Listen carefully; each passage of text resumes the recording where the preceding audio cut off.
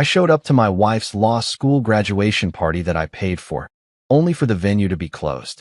I called my wife. She said the party ended 2 hours ago. I guess I didn't want you there. Then I saw my wife's post on her social media, thanking her office lover for sponsoring her education. So I walked away, quietly canceled every payment, and sold my 90% stake in her new boyfriend's company, $157 million worth. Minutes later, my phone lit up with 156 missed calls, and someone showed up at my door. So there I was, cruising down Fifth Avenue in my Tesla Model S, feeling pretty damn good about myself. Tonight was supposed to be the night, Leah's law school graduation party at that swanky venue in downtown Manhattan that cost me more than most people's annual salary. 48 grand for one night, plus premium everything, because my wife had champagne tastes and zero understanding of budgets. Not that it mattered to me. Hell, I'd have paid double just to see her face light up when she walked into that place. The jazz trio she'd handpicked was probably warming up right about now, and the catering team was likely putting the finishing touches on those ridiculous gold-leafed appetizers she'd insisted on. It's a once-in-a-lifetime celebration, she'd said, batting those gorgeous brown eyes at me. We needed to be perfect. And like the lovesick fool I apparently was, I nodded and pulled out my black Amex without hesitation. Traffic was surprisingly light for a Friday evening in Manhattan, which should have been my first red flag. Usually, getting to downtown venues during peak hours is like trying to navigate through molasses while being attacked by angry cab drivers. But tonight, smooth sailing. Almost too smooth, if you catch my drift. I pulled up to the venue and immediately knew something was off. The place was darker than my ex-mother-in-law's soul. No valet, no warm lighting spilling onto the sidewalk, no sounds of celebration echoing from inside. Just silence and shadows. My gut started doing this annoying little dance it does when things are about to go sideways. I parked and walked up to the main entrance, my Italian leather shoes clicking against the pavement like a countdown timer. The doors were locked tight. Not just "we're running late" locked, but "nobody's been here for hours" locked. I pressed my face against the glass, cupping my hands to block out the streetlight glare. Empty. Completely, utterly, soul-crushingly empty. My phone was already in my hand before my brain fully processed what I was seeing. Speed dial number 1, Leah. Straight to voicemail. Her voice, all bright and cheerful. "Hi. You've reached Leah? I'm probably too busy being awesome to answer right now. So leave a message and I'll get back to you when I can." Even her voicemail was cocky. I should have seen the warning signs years ago. I tried again. And again. On the 4th attempt, she finally picked up. "Oh, hey babe." Her voice was light, almost musical. There was background noise, laughter, clinking glasses, the kind of sounds you'd expect from a party in full swing. "Leah, where are you?" "I'm at the venue, and it's completely dark. The doors are locked." A pause. Then that laugh. The one I used to think was adorable, but now sounded like nails on a chalkboard. "Oh, the party ended 2 hours ago. I guess I didn't want you there." The words hit me like a freight train carrying a cargo of what the actual hell. "What do you mean you didn't want me there? I paid for the entire thing." "I know, and it was beautiful. Everyone had such a wonderful time. The jazz trio was perfect, by the way. Great choice." Her voice was so casual, so matter-of-fact, like she was discussing the weather or commenting on a nice restaurant meal. "Leah, this is insane. You can't just..." Click. She hung up on me. Actually hung up. Like I was some telemarketer trying to sell her extended warranty coverage on a car she didn't own. I stood there on the sidewalk, staring at my phone like it had personally betrayed me. Cars were whooshing by. People were walking past with their Friday night plans, and the city was humming along like nothing had happened. But my world had just tilted off its axis. That's when I made my second mistake of the evening. I opened Instagram. There it was, posted just 45 minutes ago. Leah in that champagne gold dress I'd bought her last month from some boutique in Soho that charged more per square inch of fabric than NASA spends on heat shields. She looked absolutely stunning, I'll give her that. Her dark hair was perfectly styled, her makeup was flawless, and she was glowing with happiness. She was also kissing Dominic Kane. Dominic fucking Kane. Her senior partner at the law firm, the guy she'd talked about constantly for months. Oh, Dominic thinks this, and Dominic suggested that. And Dominic is such a brilliant legal mind. I'd started calling him Dominic this, Dominic that in my head months ago, because his name came up in every damn conversation. But here's the real kicker, the caption under the photo. Couldn't have done it without you. My sponsor through law school, Red Heart.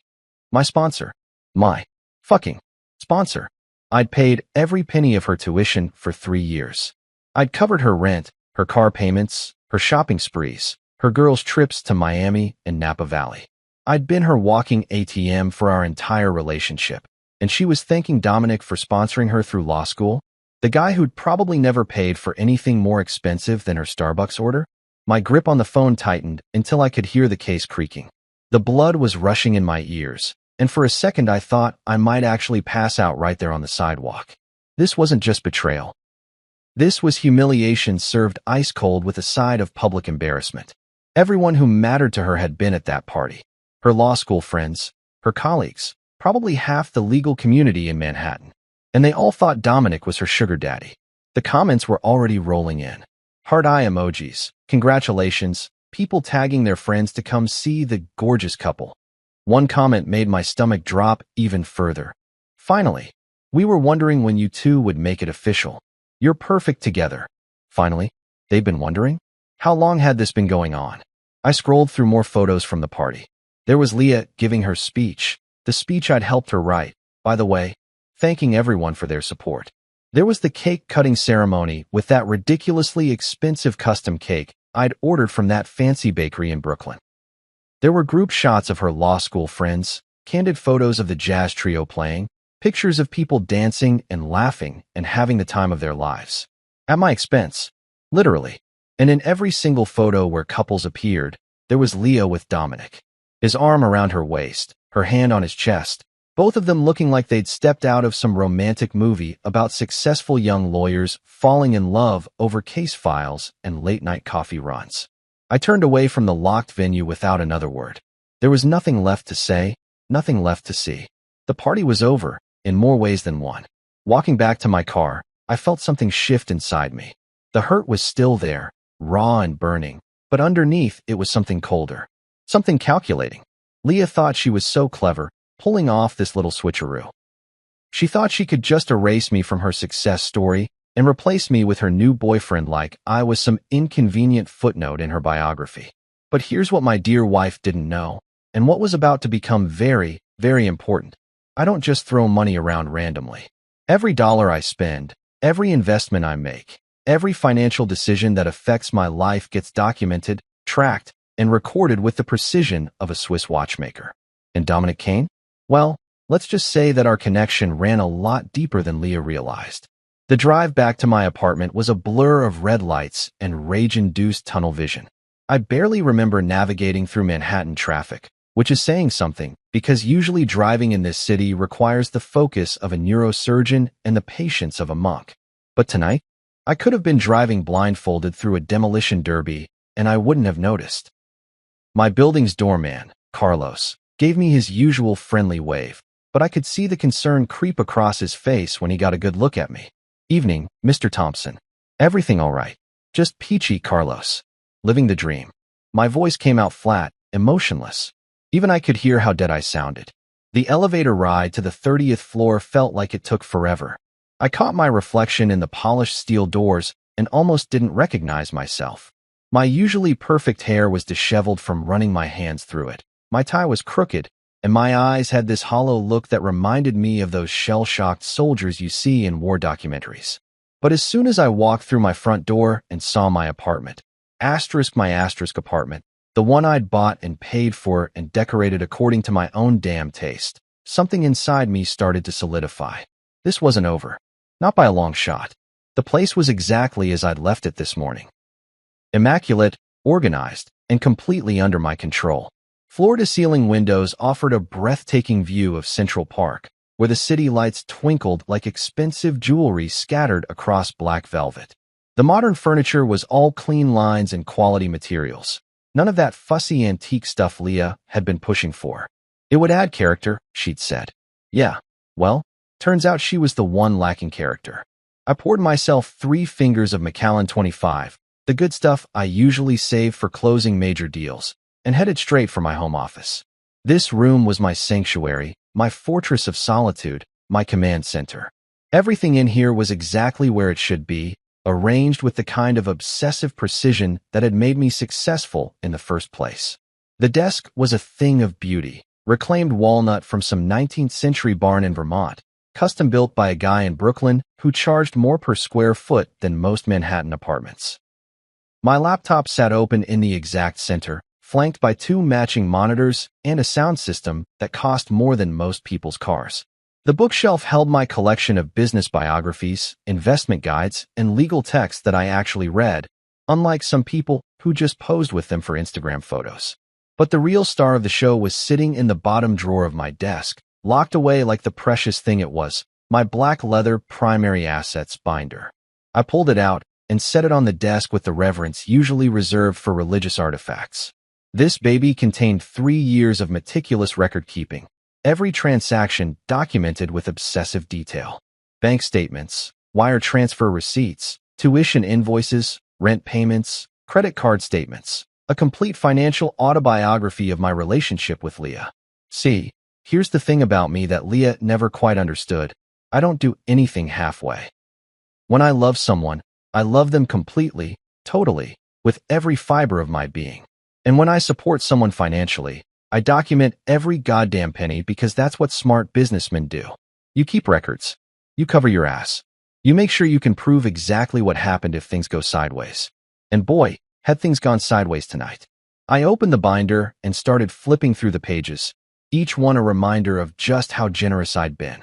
Law school tuition, $180,000 over 3 years, not including books, supplies, and all those study abroad programs she just had to attend. Monthly rent for her apartment in the village, $4,200 for 36 months. Car payments on that BMW she'd claimed was essential for networking, another $800 monthly. Shopping allowances, vacation expenses, restaurant bills that could feed a small village in most countries. The numbers were staggering, even to me.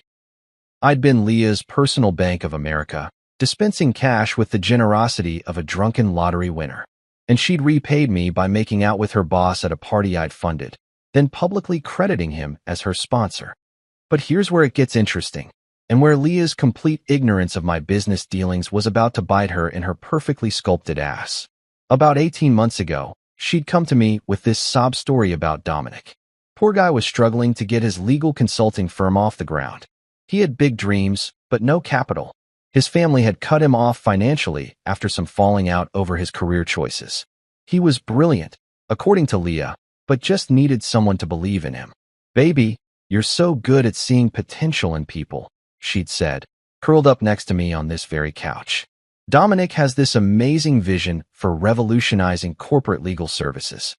He just needs someone with your business sense to help make it happen."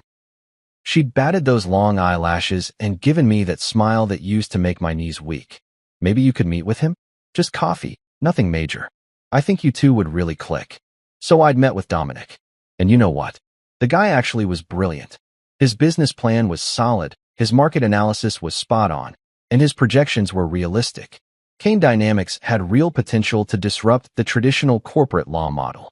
The problem was, he needed serious capital to make it happen, way more than a simple loan or investment from friends and family. That's when I'd made my move. I'd offered to fund Kane Dynamics completely. Full startup capital, operational expenses, office space, employee salaries, marketing budget, the whole 9 yards. In exchange, I wanted 90% ownership of the company. Dominic would retain 10% and serve as CEO, but I would be the majority shareholder with full voting control. It was a fair deal, more than fair, actually. Most venture capitalists would have demanded 95% for that level of investment. But I'd liked the guy, and more importantly, I'd wanted to make Leah happy by helping her friend. The paperwork was airtight, drawn up by the best corporate lawyers money could buy. Dominic had signed everything without hesitation, probably because he was so grateful to finally have someone take him seriously. And just like that, I'd become the silent owner of what was now a $157 million company. Kane Dynamics had taken off like a rocket over the past year and a half. They'd landed major contracts with Fortune 500 companies, opened offices in 3 cities, and were being courted by several private equity firms for acquisition. The business press was calling Dominic a legal visionary and a disruptive force in corporate consulting. What they didn't know, what nobody knew except me, Dominic, and our lawyers, was that Dominic Kane was essentially a very well-paid employee of mine. He ran the day-to-day operations, made strategic decisions, and got all the public credit. But at the end of the day, I owned that company lock, stock, and barrel. And now, sitting in my office with that Instagram photo burned into my retinas, I realized I had something much better than hurt feelings. I had leverage. I opened my laptop and navigated to the private equity exchange where Kane Dynamics shares could be traded among qualified investors. The current market value, $174.4 million. My 90% stake, worth approximately $157 million. Give or take a few million depending on market fluctuations. There were already 3 serious acquisition offers pending in my inbox. 2 private equity firms and 1 major consulting conglomerate, all offering premium prices for immediate sale. I could liquidate my entire position tonight if I wanted to. Just click a few buttons and walk away with enough money to buy a small island somewhere. The irony was almost too perfect. Leah thought she was so clever, crediting Dominic as her sponsor in that Instagram post. She had no idea that her precious Dominic was essentially my employee, that his entire success story was built on my investment, that his brilliant legal mind was only able to flourish because I'd given him the financial foundation to do it. I leaned back in my chair and took another sip of whiskey. The burn felt good, clarifying. For the first time since I'd seen that locked venue door, I was starting to feel like myself again. Not the hurt, betrayed husband who'd been made a fool of in front of half of Manhattan's legal community, but the calculating businessman who'd built his own fortune by staying 3 steps ahead of everyone else. Leah wanted to play games. She wanted to rewrite history and pretend I'd never existed. She wanted to humiliate me publicly while building her new romance on the foundation I'd provided. Fine. Game on. But this was going to be played by my rules now. You know that feeling when you're standing at the edge of a cliff, and there's this moment where you could either step back to safety or take the leap into the unknown. That's exactly where I was sitting at 2:47 a.m., staring at my laptop screen with the cursor hovering over buttons that would change everything. The Macallan had done its job. The sharp edges of my anger had smoothed into something much more dangerous. Cold, calculated fury. I'd spent the last 4 hours going through every financial connection I had to Leah's perfect little life. And let me tell you, the web was more extensive than a conspiracy theorist's corkboard. But I'm a methodical guy. You don't build a multi-million-dollar portfolio by making rash decisions, even when your cheating wife has just served your dignity on a silver platter to half of Manhattan's legal elite. So I started small, with the arteries that fed her lifestyle before moving on to the major organs. First up, the graduation party vendors. My fingers flew across the keyboard as I logged into my business banking portal. The venue payment? Canceled, with a dispute filed citing services not rendered as agreed. The catering company? Same treatment. The jazz trio she'd handpicked? Their check was getting stopped faster than a teenager trying to use a fake ID at a liquor store. Now, technically, the services had been rendered, just not to me, since I'd apparently been persona non grata at my own wife's celebration. But that's the beautiful thing about contract law. There's always an out if you know where to look. The venue contract specifically stated that the event was for Mr. and Mrs. Thompson's celebration, and since Mr. Thompson hadn't been invited, the terms had been materially breached. I could practically hear the phone calls that would be happening in a few hours.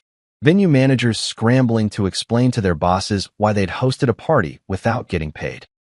Caterers wondering how they were going to explain the bounced check to their suppliers. The jazz trio probably wouldn't even notice until they tried to deposit their payment next week. But when they did, it was going to be a fun conversation. Next on the chopping block, Leah's corporate American Express card. This one was particularly satisfying because I'd set it up as an authorized user account under my primary business credit line. The monthly limit was $15,000, which she routinely maxed out on everything from designer shoes to those ridiculous $200 facials she claimed were essential for professional networking. With a few C, her Uber account was linked to that card. Her seamless orders, her Amazon Prime shopping sprees, her monthly subscription to that boutique gym in Soho where she did more socializing than working out. All of it was about to come to a screeching halt the next time she tried to make a purchase. Then came the big one, her final semester tuition reimbursement. See, here's something most people don't know about law school financing. A lot of students pay their final semester tuition up front and then apply for various reimbursements and grants after graduation.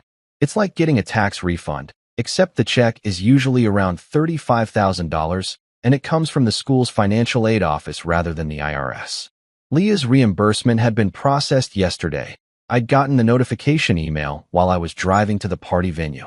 $37,000 for $112, direct deposited into the joint checking account I'd set up for her education expenses. The same account where I was listed as the primary holder. I transferred every penny back to my personal account and then closed the joint account entirely. The transaction history would show exactly what had happened, but by the time Leah figured it out, the money would be long gone and the account would be a memory. But that was all just foreplay. The main event was Kane Dynamics. I pulled up the private equity exchange again and stared at the numbers. The company I'd built, because let's be honest, that's exactly what I'd done, was valued at $174.4 million as of market close. My 90% stake was worth more than some small country's GDP. And sitting in my inbox were 3 acquisition offers that would turn my investment into enough cash to retire tomorrow if I wanted to. The first offer was from Meridian Capital, a Boston-based private equity firm that specialized in legal service acquisitions. They were offering $180 million for a complete buyout, which represented a 3.2% premium over current market value. Not bad, but not spectacular.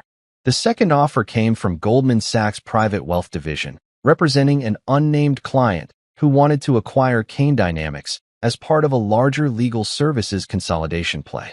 Their offer was $185 million, plus a potential earn-out clause that could push the total to $200 million if certain performance metrics were met over the next 2 years. But the third offer, that was the one that made me smile for the first time all night. Blackstone Legal Partners, the same firm that had been trying to poach Dominic for the past 6 months, was offering $195 million for an immediate acquisition, with the stipulation that all current management would be retained for a minimum of 2 years. They wanted to buy Kane Dynamics specifically to get Dominic, not realizing that Dominic was essentially just an expensive employee who could be replaced at my whim. The irony was so thick you could cut it with a knife. Blackstone was willing to pay nearly $200 million to acquire a company just to get their hands on a guy who was about to find out that his entire career was built on borrowed time and my generosity. I opened a new browser tab and navigated to the secure transaction portal. My fingers hovered over the keyboard as I considered my options. I could accept the Blackstone offer and walk away with enough money to never work again. Or I could accept one of the other offers and watch Dominic's world crumble when his new corporate overlords decided they didn't need his services after all. But then I remembered that Instagram photo. Leah's lips on his, her hand on his chest, that caption thanking him for being her sponsor through law school. I remembered the comments from their mutual friends. All those people who thought they'd been watching some beautiful love story unfold when they were actually witnessing the most expensive cuckold arrangement in Manhattan's history. Fuck it. I clicked on the Blackstone offer and hit accept terms. The transaction would take 48 hours to fully process, but my shares were now locked in at $195 million. By Monday morning, I would no longer own Kane Dynamics, and Dominic would be working for people who'd paid a premium price for a company they thought he controlled. The beautiful part was that Dominic would probably never know what hit him. He'd wake up Monday morning thinking he was still the visionary CEO of his successful consulting firm. He'd grab his usual coffee from that pretentious place on the corner, check his stock options portfolio, and probably text Leah some cute message about their bright future together. Instead, he'd walk into his office to find representatives from Blackstone waiting to explain the new corporate structure. They'd be polite about it, professional, but the message would be clear. Kane Dynamics was under new management, and Dominic's role was about to be evaluated for optimal strategic fit. In corporate speak, that translates to, "We paid $195 million for your company because we thought you were indispensable, but now that we own you, we're going to figure out whether you're actually worth keeping around." My laptop chimed with a confirmation email. Transaction accepted. Funds would be available for transfer within 2 business days. I was now $195 million richer, and the company that had made Dominic into Leah's knight in shining armor was about to become someone else's problem. I leaned back in my chair and finished the last of my whiskey. The city lights twinkled outside my window, and for the first time since I'd stood outside that locked venue door, I felt like I was back in control. Phase 1 was complete. The financial arteries that had kept Leah's lifestyle flowing were now severed, and Dominic's professional world was about to be turned upside down. But this was just the beginning. Tomorrow, the real consequences would start hitting, and I had a front row seat to watch it all unfold. I woke up at 6:30 a.m. to the sound of my phone buzzing like an angry hornet trapped in a mason jar. Even in my half-asleep state, I knew exactly what was happening. The chickens were coming home to roost, and apparently they were pissed off about the accommodations. My phone screen looked like Times Square on New Year's Eve, notification after notification lighting up the display. Text messages, missed calls, voicemails, even a few WhatsApp messages from numbers I didn't recognize. The digital equivalent of pitchforks and torches, all demanding my immediate attention. I made myself a cup of coffee first, because I'm not a savage. Ethiopian single origin, ground fresh, brewed in my $3,000 espresso machine that Leah had called ridiculously overpriced when I'd bought it. Funny how everything I enjoyed was either overpriced or unnecessary, according to her, but her monthly shopping sprees were essential investments in her professional image. The coffee was perfect, rich, smooth, with just enough caffeine to prepare me for whatever shitstorm was waiting in my inbox. I settled into my favorite armchair, the one with the perfect view of Central Park, and finally checked my phone. 156 missed calls. 156. I hadn't seen numbers like that since the 2008 financial crisis, when half my clients were calling to either panic sell everything or beg me to perform some kind of investment miracle that would save their retirement funds. The text messages were even better. A beautiful cascade of desperation, confusion, and barely contained panic that read like a master class in Actions Have Consequences 101. Leah had sent 47 messages between 3 a.m. and 6 a.m. They started out confused. Babe, my card got declined at the pharmacy. Can you check on that? Progressed through anger. This is ridiculous. I need my medications and my card isn't working. And ended up in full-blown panic mode. Call me back right now. Something is seriously wrong with all my accounts and I need you to fix this immediately. The progression was beautiful to watch. You could practically see the exact moment when she realized this wasn't some computer glitch or banking error. The timestamp on message 32 was 4:47 a.m., probably right around when she called her bank and discovered that her account had been closed by the primary account holder. That would be me, in case anyone was keeping score.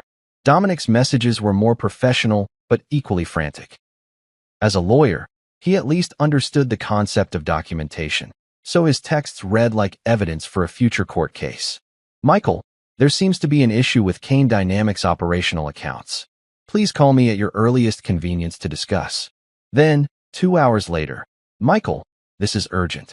Our payroll system is showing errors and several vendors are reporting payment issues. We need to resolve this immediately. But the real entertainment was in the voicemails. I grabbed a fresh cup of coffee and settled in for what I knew was going to be better than anything Netflix had to offer. Voicemail number 12 was from the venue coordinator, her voice tight with professional panic. Mr. Thompson, this is Sandra from the Crystal Ballroom. We need to discuss the payment reversal that occurred overnight. Our accounting department is showing a significant discrepancy, and we have vendors asking questions about their payments. Please call me back as soon as possible.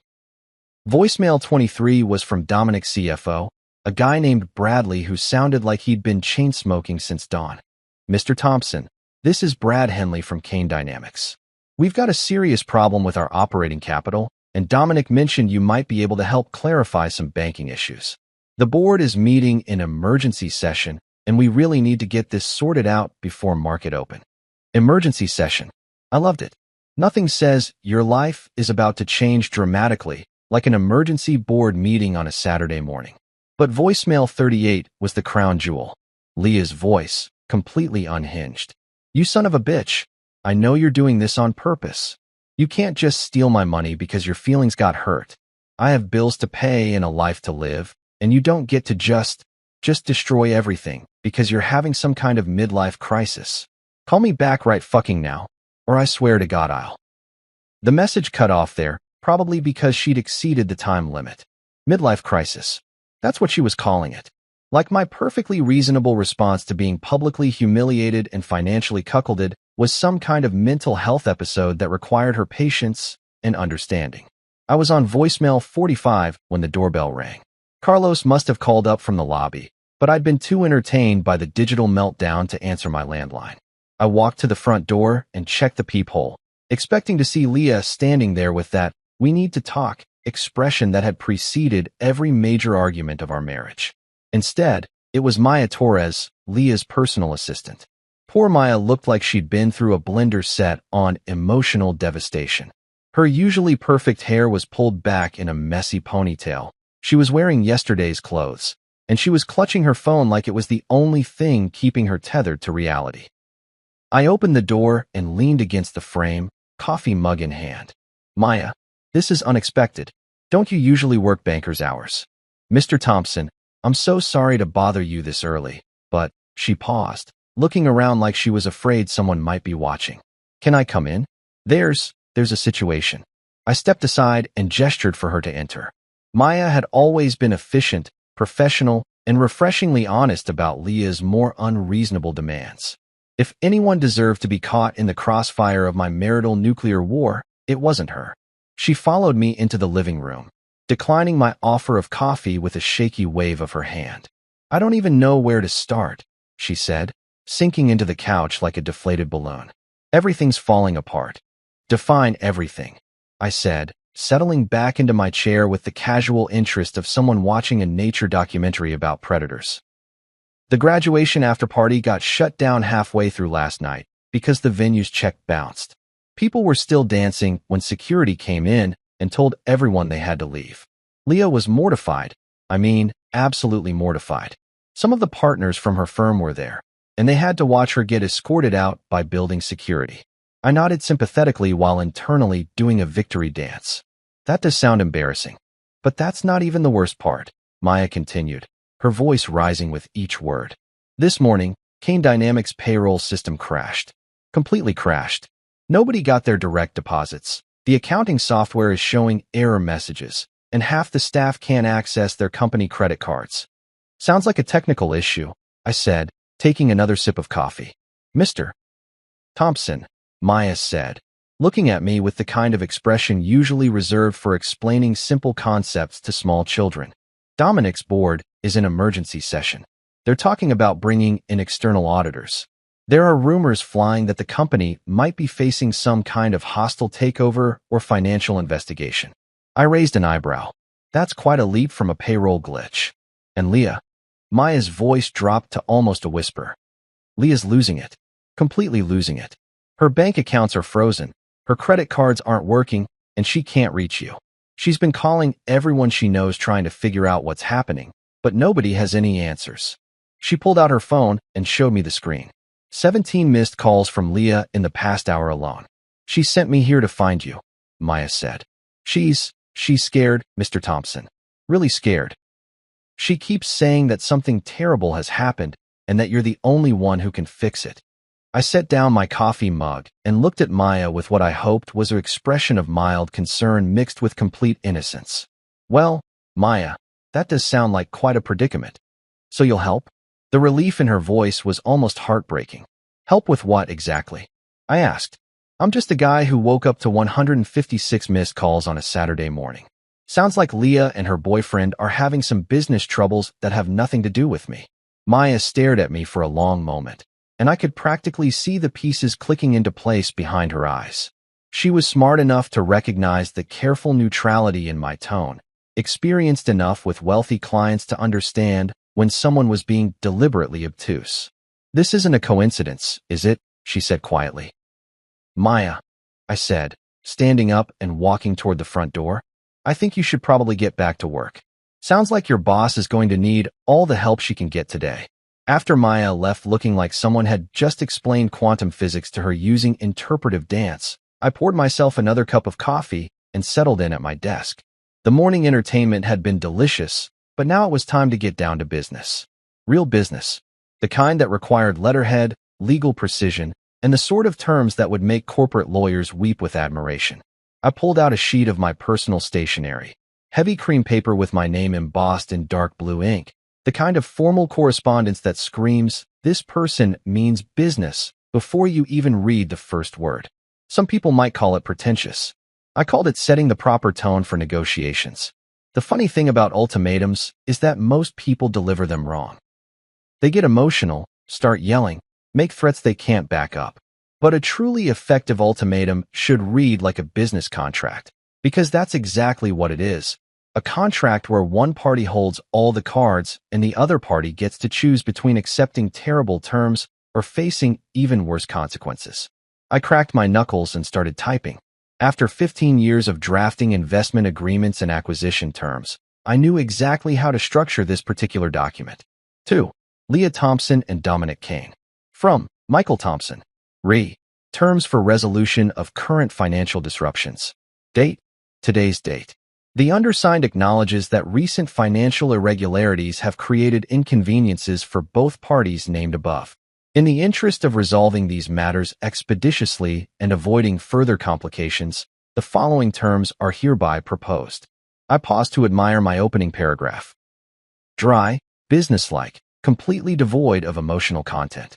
Nothing in those sentences even hinted at betrayal, humiliation, or the fact that my wife had been playing tonsil hockey with her boss at a party I'd funded. Just financial irregularities and inconveniences. Like their entire world wasn't currently imploding because I'd decided to stop being their personal ATM. Term 1. Public acknowledgement. Mrs. Leah Thompson shall issue a public statement to be posted across all personal social media platforms and submitted to relevant legal industry publications, acknowledging that her law school education was funded entirely by Michael Thompson. This statement shall specifically name Michael Thompson as the sole financial backer of her legal education and shall correct any previous public statements suggesting alternative sources of funding. The statement shall be substantively identical to the draft provided as Attachment A to this document. I opened a new document and started drafting Attachment A. This was going to be fun. Statement of correction. I want to publicly acknowledge and thank my husband, Michael Thompson, for his complete financial support throughout my law school journey. Michael paid for my tuition, living expenses, and educational costs without any assistance from other parties. My recent social media posts incorrectly suggested that others had sponsored my education, and I apologize for any confusion this may have caused. Michael's generous support made my legal career possible, and I am grateful for his investment in my future. Short, sweet, and completely humiliating for someone who'd just spent the last 6 months telling everyone that Dominic was her mentor and inspiration. The legal community loved gossip more than reality TV stars love plastic surgery, so this little correction would be making the rounds at every bar association happy hour for months. Back to the main document. Term 2. Executive resignation. Mr. Dominic Kane shall submit his resignation from all positions at Kane Dynamics, effective immediately upon execution of this agreement. Mr. Kane shall waive any claims to severance, stock options, or other compensation beyond salary earned through his final day of employment. Mr. Kane shall cooperate fully with transition activities as directed by the company's new ownership structure. I allowed myself a small smile at that last bit. Dominic would probably spend hours trying to figure out what new ownership structure meant. By the time he figured it out, he'd be updating his LinkedIn profile with seeking new opportunities in legal consulting. Term 3. Marital asset protection. Mrs. Leah Thompson hereby waives any claims to marital property, business interests, or other assets acquired during the marriage by Michael Thompson. This includes, but is not limited to, investment portfolios, real estate holdings, BU, business equity, and intellectual property. Mrs. Thompson acknowledges that these assets represent Michael Thompson's separate property and shall make no claims for division, support, or compensation related to these holdings. This was the big one. Under New York's equitable distribution laws, Leah could theoretically claim half of everything I'd acquired during our marriage. But that was only if she wanted to drag things through divorce court while I systematically dismantled every financial structure that supported her lifestyle. The smart play was to waive her claims now and avoid the scorched earth litigation that would leave us both poorer and angrier. Term 4. Non-disclosure agreement. Both parties shall execute comprehensive non-disclosure agreements prohibiting public discussion of Michael Thompson's business activities, investment decisions, or personal affairs. This includes, but is not limited to, social media posts, interviews, casual conversations with third parties, and any other forms of public or private communication that reference Michael Thompson in any context. I wanted them both to disappear from my life completely. No more Instagram posts tagging me in couple photos. No more casual mentions at networking events. No more, "Oh, Michael thinks this," or "Michael suggested that," in their professional conversations. They could go build their new life together, but they'd be doing it without using my name as their social currency. Term 5. Enforcement and consequences. Any violation of these terms shall result in immediate legal action seeking full monetary damages, injunctive relief, and complete asset clawback of all funds previously provided to either party. Michael Thompson reserves the right to pursue all available legal remedies, including but not limited to civil litigation, asset forfeiture proceedings, and criminal referrals where applicable. The stick to go with the carrot, in other words, play by my rules, or I'd spend the next 5 years and a significant portion of my considerable wealth making their lives a legal nightmare that would make Dante's Inferno look like a spa vacation. I printed the document on my personal letterhead, then printed a second copy for my records. The terms were harsh but fair, or at least, they were as fair as I was feeling toward a cheating wife and her boyfriend who'd been living off my generosity while planning their romantic future together. The beauty of this approach was its simplicity. Leah and Dominic could sign the papers and move on with their lives, or they could refuse and watch as their current financial catastrophe became a permanent state of affairs. I wasn't asking for anything unreasonable, just public acknowledgement of reality, professional consequences for Dominic's poor judgment, and legal protection for my own assets. I folded the documents carefully and placed them in a manila envelope along with a cover letter explaining that they had 24 hours to respond. Not to negotiate, not to propose counteroffers, but to respond with either signed agreements or a clear indication that they preferred to handle this matter through alternative means. Alternative means, in this context, being the legal equivalent of a nuclear winter that would leave both of them professionally and financially radioactive for years to come. Maya was probably still somewhere in the building, either hiding in the lobby or pacing around outside, trying to figure out how to report back to Leah without becoming the messenger who gets shot. I called down to Carlos and asked him to find her and have her come back up. She knocked on my door 15 minutes later, looking even more frazzled than when she'd left. "Mr. Thompson? Carlos said you wanted to see me again." I handed her the envelope. "I need you to deliver this to Leah in person. Not by email, not by text, not left with a doorman or assistant. Hand-delivered, with confirmation that she's read and understood the contents." Maya took the envelope like it might explode in her hands. "What is it?" "A solution to her current problems," I said, "along with some very reasonable terms for resolving this situation. She has 24 hours to respond. And if she doesn't respond?" I smiled the kind of smile that venture capitalists use when explaining to startup founders why their company is being dissolved. "Then she'll discover that her current problems were just the opening act. The main show hasn't even started yet." I spent the rest of Saturday doing exactly what I'd been planning to do before my life imploded on Friday night. Absolutely nothing productive. I ordered Thai food from that place on the Upper West Side that charges $40 for pad Thai, but makes it so good you'd sell your grandmother's jewelry to get another order. I binge-watched the entire second season of some Netflix show about billionaires behaving badly, which, given my current circumstances, felt like a documentary about my weekend. Around 7 p.m., I opened a bottle of Burlo that I'd been saving for a special occasion. Originally, I thought that special occasion might be Leah's first big case win, or maybe a romantic anniversary dinner. Turns out the special occasion was celebrating the systematic destruction of my cheating wife's financial security. Life's funny like that. The wine was perfect, rich, complex, with just enough tannins to remind you that good things take time to develop properly. Unlike marriages, apparently, which could go from "till death do us part" to "I guess I didn't want you there" faster than a tech startup burning through venture capital.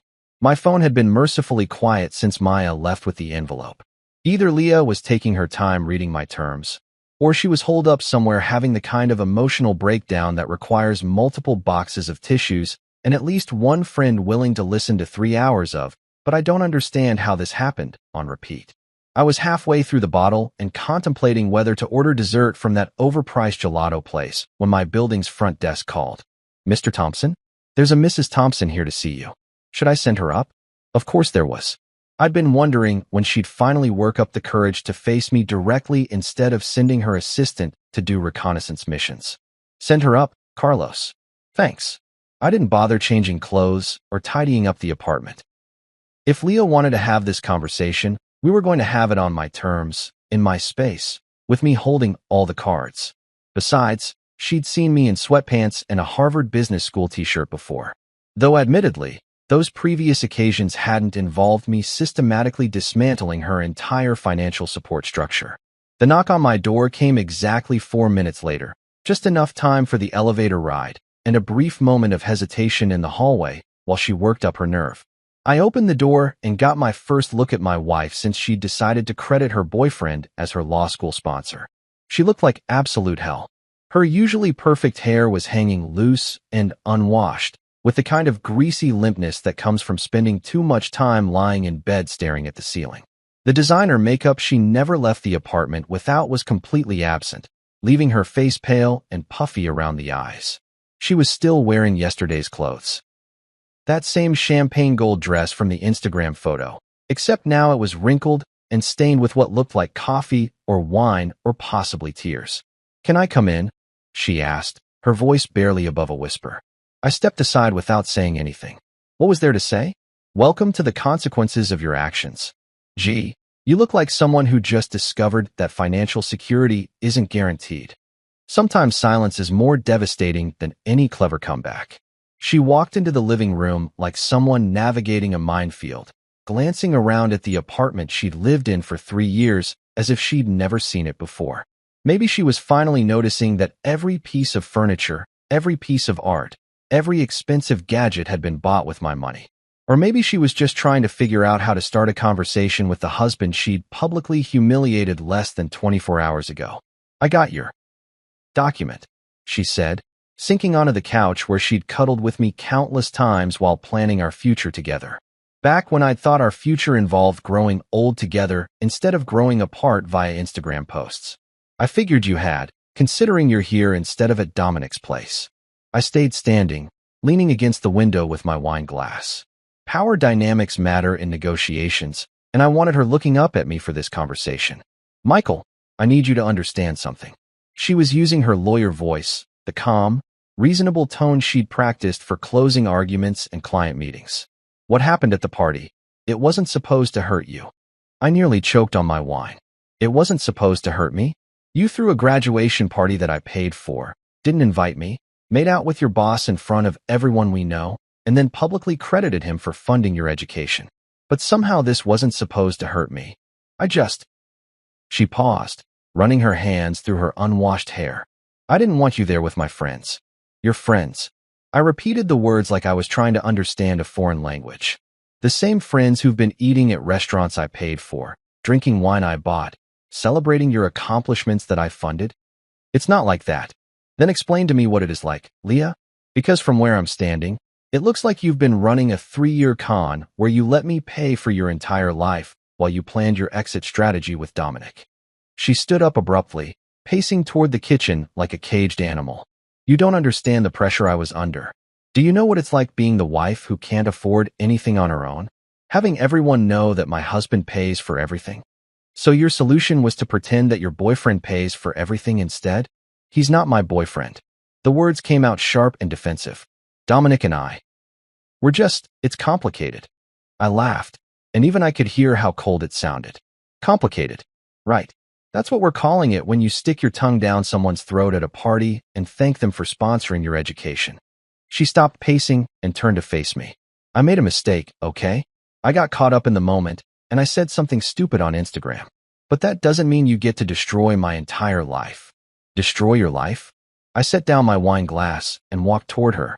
"Leah, I didn't destroy anything. I just stopped paying for it." There's a difference. You cancel my credit cards. You close my bank accounts. She gestured wildly around the apartment. You've turned off everything. I can't even buy groceries. Welcome to adulthood, I said. Most people actually have to earn money before they can spend it. Revolutionary concept, I know. Her face crumpled, and for a moment I saw a flash of the woman I'd fallen in love with 4 years ago. Vulnerable, uncertain, human. Then she straightened up, and the lawyer mask slipped back into place. Those terms you sent me, she said. They're ridiculous. You can't expect me to publicly humiliate myself just because you're having some kind of what? I interrupted. Some kind of reasonable response to being betrayed and humiliated? Some kind of natural reaction to discovering that my wife has been planning her future with another man while I pay all the bills. I never planned anything with Dominic. Really? Because that Instagram post sure made it sound like you two have been quite the team. Couldn't have done it without you, my sponsor through law school. Heart emoji. Pretty clear messaging there, counselor. She was crying now, ugly tears that streaked down her cheeks and dripped onto that champagne gold dress. I felt overshadowed by you. Like I couldn't have any success that was really mine. Like everything I accomplished was just because of your money. And so you decided to give the credit to Dominic instead. I didn't mean for it to happen like this. But it did happen like this. I walked back to the window, looking out at the city lights that sparkled like scattered diamonds. You made choices, Leah. You chose not to invite me to your party. You chose to kiss Dominic in front of everyone. You chose to thank him publicly for something I paid for. And now you get to live with the consequences of those choices. She followed me to the window, standing close enough that I could smell her perfume mixed with the scent of desperation and regret. Michael, please. I know I screwed up, but we can fix this. We can go to counseling. We can work through this together. You don't have to burn everything down. I turned to look at her, this woman I'd loved enough to support completely, to invest in totally, to trust with my heart and my wallet. Those terms in the envelope aren't negotiable, Leah. You sign them, or you learn what life looks like when I'm not subsidizing it. And if I sign them, what then? Then you and Dominic can build whatever life you want together. Just not with my money, and not with my name attached to your success story. She stared at me for a long moment, probably trying to figure out if I was bluffing. I wasn't.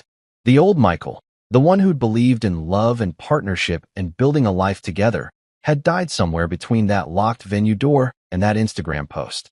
The new Michael was a businessman first, and businessmen don't make deals with people who've already proven they can't be trusted. 24 hours, I said quietly. Sign the papers, or find out what the alternative looks like. Monday morning arrived with the kind of crisp autumn air that makes Manhattan feel like the center of the universe. I chose my outfit carefully, navy Tom Ford suit, Italian leather shoes that cost more than most people's rent, and a tie that whispered, I own this room, without having to shout about it. Today wasn't just about business. It was about making a statement that would echo through the financial district for months. The Kane Dynamics building on Park Avenue was one of those gleaming glass towers that screamed, "We've made it," to anyone walking by. 47 stories of steel and ambition, with Dominic's company occupying the entire 32nd floor. I'd been here exactly once before, about 6 months ago, when Dominic had insisted on giving me a tour of our expanding empire. Our empire. If he only knew. I walked through the lobby like I owned the place, which, until about 18 hours ago, I basically did. The security guard recognized me and waved me through without the usual visitor badge nonsense. Poor guy probably had no idea that the friendly investor he'd been greeting for the past year and a half had just sold the company out from under everyone's feet. The elevator ride to the 32nd floor gave me time to appreciate the irony of the situation.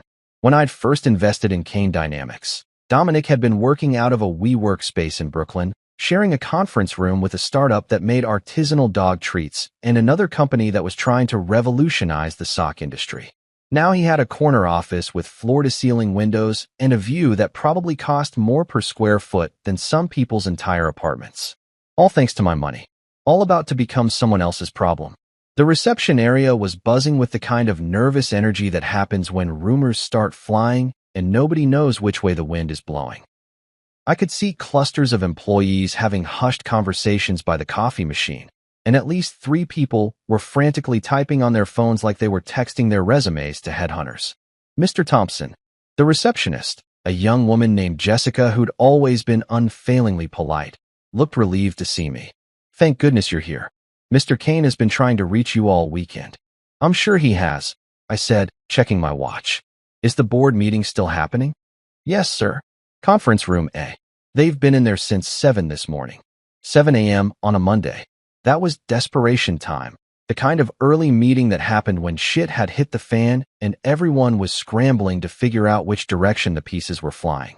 I walked down the hallway toward the conference room, passing offices where Kane Dynamics rising stars were probably wondering if they'd still have jobs by lunch. The irony wasn't lost on me that I was about to attend a board meeting for a company I no longer owned, to discuss problems I created, with people who had no idea I was the source of their current nightmare. The conference room had glass walls, so I could see the meeting in progress before I even opened the door.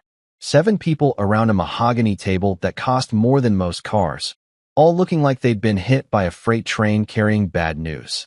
Financial documents were scattered across the table, laptops were open showing spreadsheets that probably looked like crime scenes, and everyone had that shell-shocked expression that comes with realizing your professional world is imploding in real time. Notably absent, Dominic Kane. I knocked once and opened the door. The conversation stopped immediately, and 7 pairs of eyes turned toward me with the kind of desperate hope usually reserved for disaster movie scenes where the cavalry arrives just in time. Michael. Brad Henley, the CFO, practically jumped out of his chair. Thank God you're here. We've been trying to reach you all weekend. So I heard, I said, taking the empty seat at the head of the table. It was Dominic's usual spot, but since Dominic wasn't here, I figured someone should fill the leadership vacuum. Where's our fearless CEO? The board members exchanged glances like they were trying to decide who had to deliver the bad news. Finally, Sarah Chun, the head of operations, cleared her throat. Dominic's no longer with the company as of this morning. Resignation? I asked, though I already knew the answer. Security escorted him out about an hour ago, Brad said. He submitted his resignation via email at 6:47 a.m. Very brief, very professional, but he's gone. I nodded like this was surprising news instead of the exact outcome I'd orchestrated. That's unfortunate timing, given our current challenges. Michael, Sarah leaned forward, her voice tight with barely controlled panic. We need to know what's happening with the company's financial structure. Our operating accounts have been frozen, payroll is backed up, and we've got vendors calling every 5 minutes asking about bounce payments. And there are rumors, added Marcus Webb, the head of business development, about some kind of acquisition or hostile takeover. The financial press is sniffing around, asking questions about ownership changes and leadership transitions. I looked around the table at these 7 people who'd helped build Kane Dynamics into a $175 million company. Smart, dedicated professionals who'd worked 60-hour weeks and sacrificed personal time to make Dominic's vision a reality. They deserved better than what was about to happen to them, but unfortunately, they'd been collateral damage. Well, I said, opening my briefcase and pulling out a folder. I have some news that should clarify the situation. I placed copies of the acquisition documents in front of each board member. The Blackstone Legal Partners logo was prominently displayed at the top of each page, followed by language that was both crystal clear and utterly devastating to everyone in the room. As of market close on Friday, I said, watching their faces as they read, I've sold my majority stake in Kane Dynamics to Blackstone Legal Partners. The sale was completed this morning, and they're now the controlling shareholder of the company. The silence that followed was the kind of complete, profound quiet that happens when a room full of intelligent people realizes that their entire professional universe has just been rewritten without their input or consent. Brad was the first to find his voice. Your majority stake? Michael, you own less than 15% of the company. I smiled the kind of smile that venture capitalists use when explaining to entrepreneurs why their company is being dissolved. Actually, Brad, I owned 90% of Kane Dynamics. Dominic held 10% and served as CEO, but I've been the majority shareholder since day one. Sarah's face had gone completely white. That's impossible. Dominic founded this company. He built it from nothing. Dominic had the vision, I said. I had the capital. 90% of the startup funding, 90% of the operational investment, 90% of the expansion capital, all of it came from my personal portfolio. In exchange, I received 90% ownership. It's all documented in the original incorporation papers, if you'd like to review them. Marcus was frantically scrolling through his phone, probably pulling up the corporate filings that he should have read more carefully 18 months ago. But why? Why would you sell the Blackstone? We're profitable, we're growing, we just landed the Morrison Industries contract. Because, I interrupted, my priorities have changed. I'm divesting from certain business relationships that no longer align with my personal interests. The euphemism hung in the air like smoke from a fired gun. These people weren't stupid. They could probably guess that my sudden decision to sell had something to do with the mysterious personnel changes and Dominic's abrupt departure. But they'd never know the full story.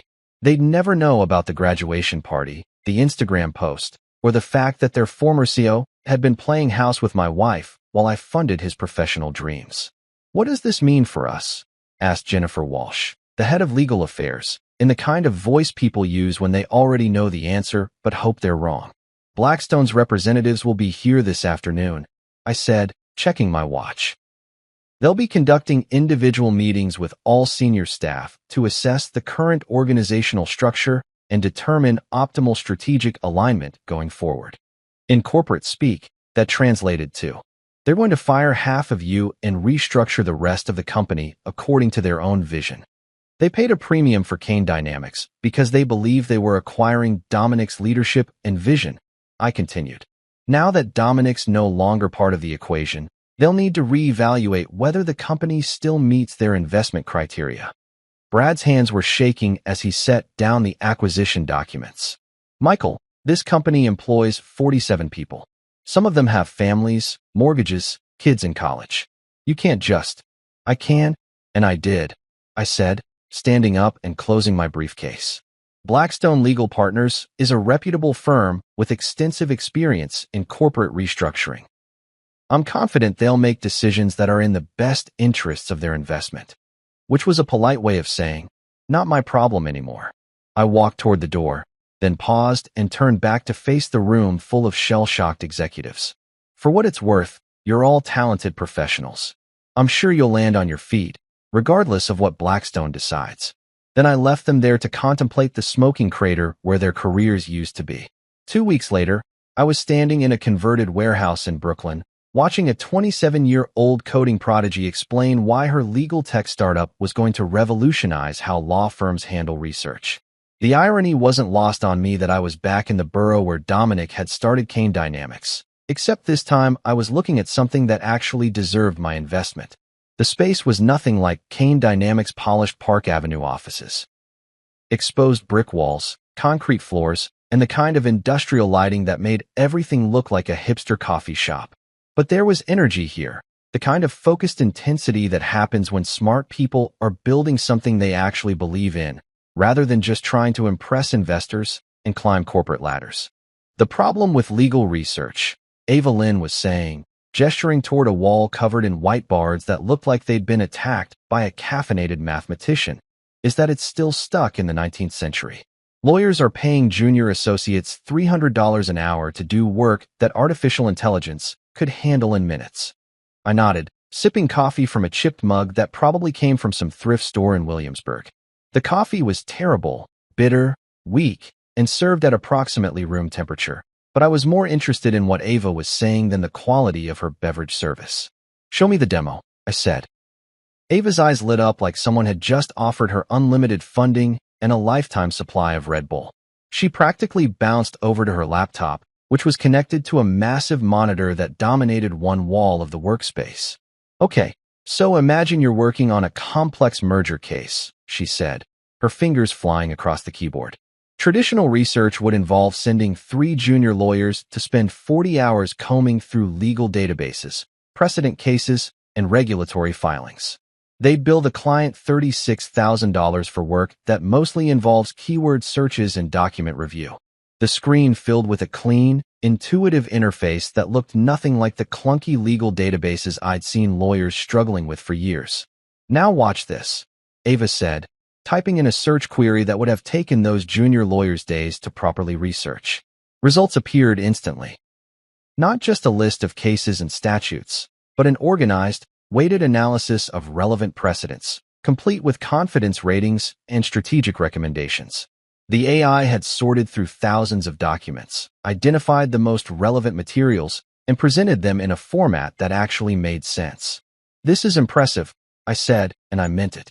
I'd seen plenty of tech demos over the years, most of them promising to revolutionize industries that didn't particularly want to be revolutionized. But this was different. This solved a real problem that cost law firms millions of dollars annually. "We're not trying to replace lawyers," Ava continued, clearly warming to her favorite subject. "We're trying to make them more efficient.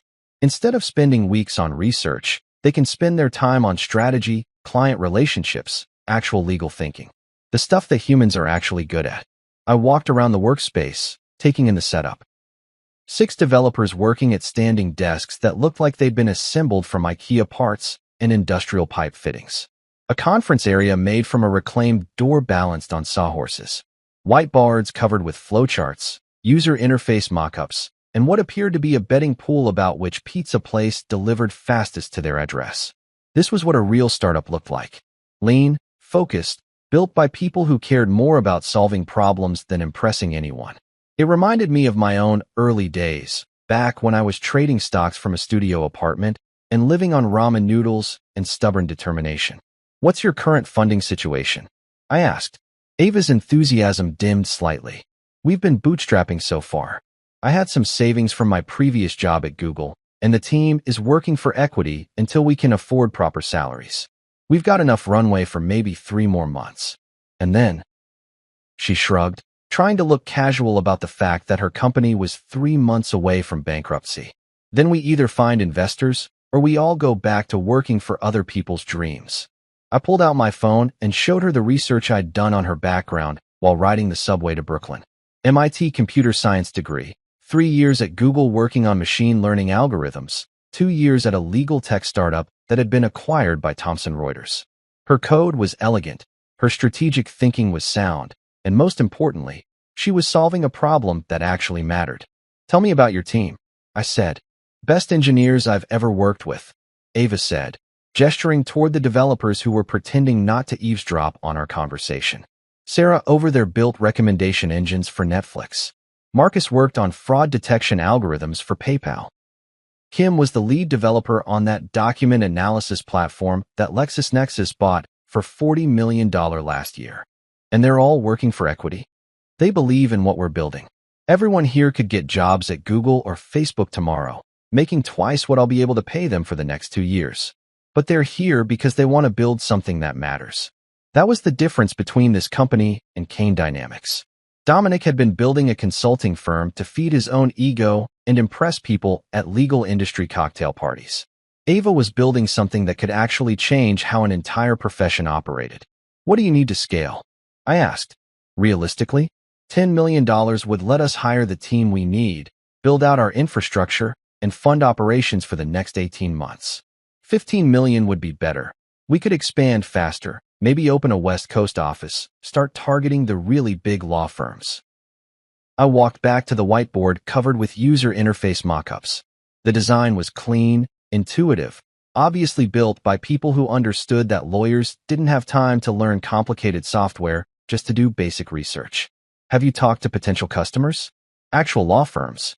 We've got pilot programs running with 3 mid-sized firms in Manhattan," Ava said. "The feedback has been incredible.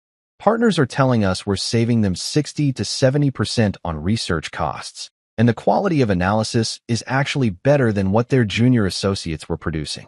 "Show me the numbers." For the next hour, Ava walked me through financial projections, market analysis, and customer acquisition strategies that were surprisingly sophisticated for a company operating out of a converted warehouse. She'd done her homework. More importantly, she understood both the technical challenges and the business realities of what she was trying to build. "The legal industry spends $12 billion annually on research and document review," she said, pulling up a slide that showed market size and growth projections. "If we can capture even 2% of that market, we're looking at a $250 million business." I closed my laptop and looked around the workspace one more time. 6 brilliant engineers, working for equity and pizza, building something that could legitimately disrupt a multi-billion-dollar industry. It was exactly the kind of investment opportunity I'd been looking for my entire career. Ava, I said, what if I told you I could write you a check for $15 million right now? 45% equity, board seat, full operational control stays with you. Her face went through approximately 17 different emotions in the span of 3 seconds. Shock, disbelief, excitement, suspicion, and finally, cautious optimism. I'd say you're either the best angel investor in New York or you're running some kind of elaborate scam. I laughed, the first genuine laugh I'd had since that night outside the locked venue. No scam, just a guy who knows a good investment when he sees one. I pulled out my checkbook and started writing. $15 million, payable to Lynn Technologies, LLC. The same amount I'd made in profit from selling Kane Dynamics, reinvested into something that actually deserved to succeed. Welcome to the big leagues, I said, handing her the check. For the first time in 2 weeks, I felt like I was building something instead of destroying it.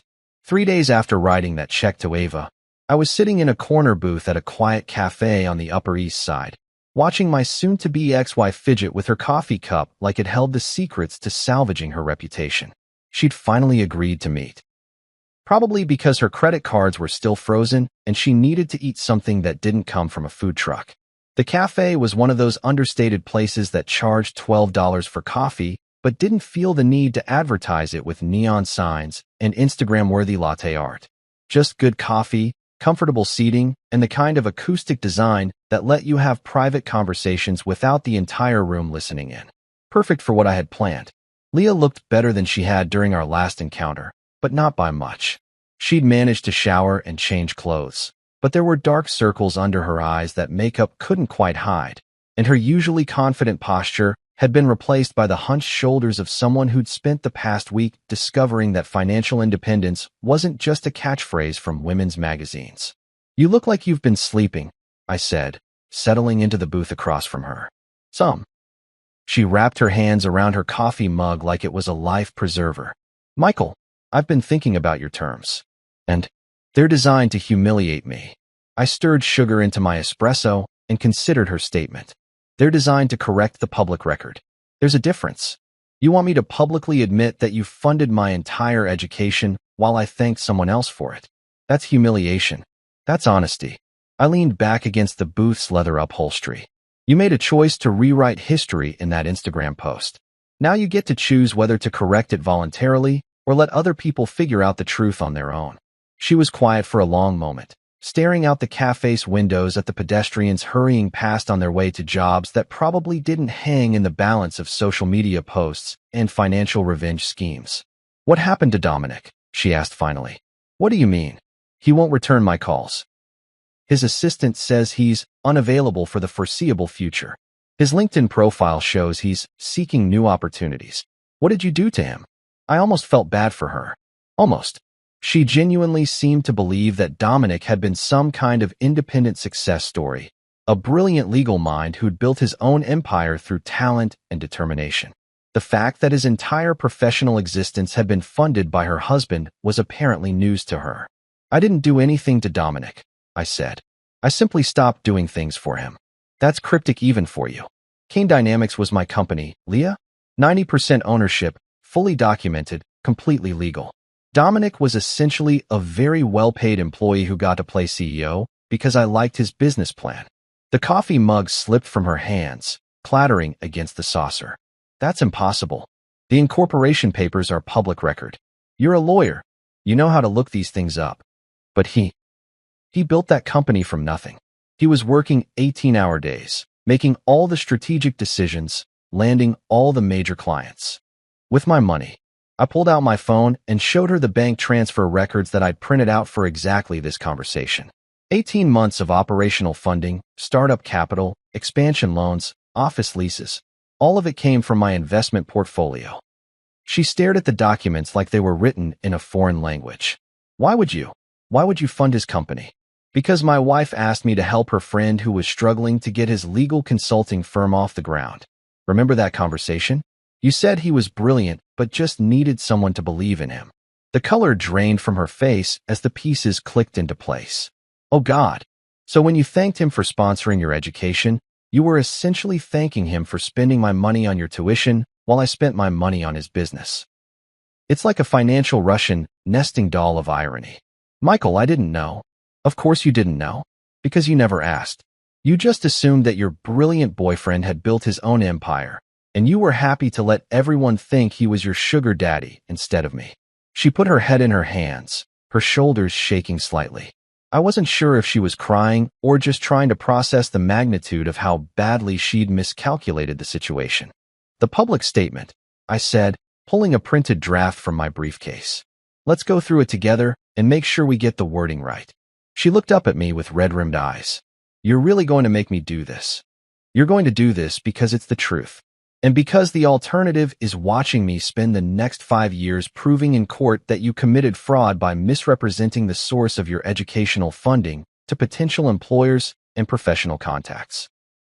I slid the draft across the table. Read it out loud. I want to make sure it sounds natural. She picked up the paper with hands that were visibly shaking. I want to publicly acknowledge and thank my husband, Michael Thompson, for his complete financial support throughout my law school journey. Michael paid for my tuition, living expenses, and educational costs without any assistance from other parties. My recent social media posts incorrectly suggested that others had sponsored my education, and I apologize for any confusion this may have caused. Michael's generous support made my legal career possible, and I am grateful for his investment in my future.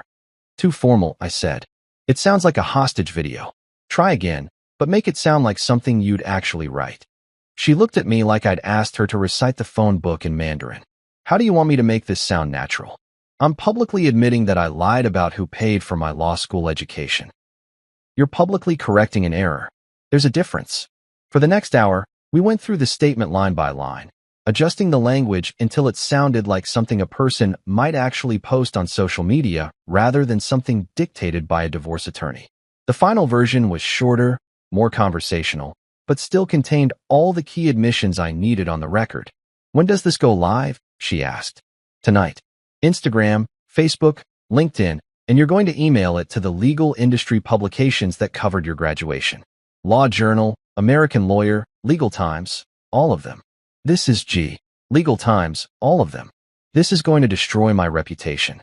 Your reputation was built on a lie. I'm just giving you the chance to correct it before someone else does the research and figures it out themselves.